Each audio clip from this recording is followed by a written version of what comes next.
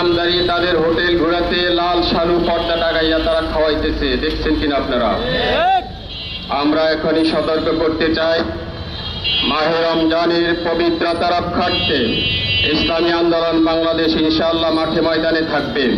কোন মুসলমানের দোকানে যদি লাল শালু কাপড় লটকায় যদি কোনো মুসলমান সেখানে দিনের বেলা খানা এবং পানাহার করে মাহে রমজানের পবিত্রতা নষ্ট করে, আমরা সেই দোকানকে বন্ধ করিতে বাধ্য হব, ঠিক কিনা?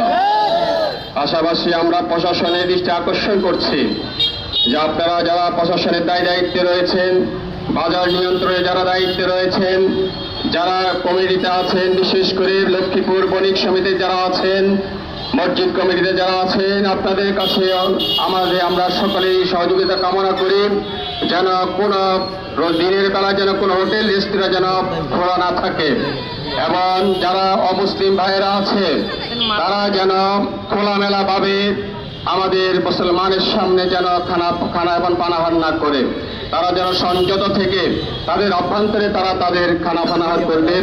কিন্তু কোনো মুসলমান দোকান আমরা কখনো খানা পানাহার বরদাস্ত করে নিতে পারবো না।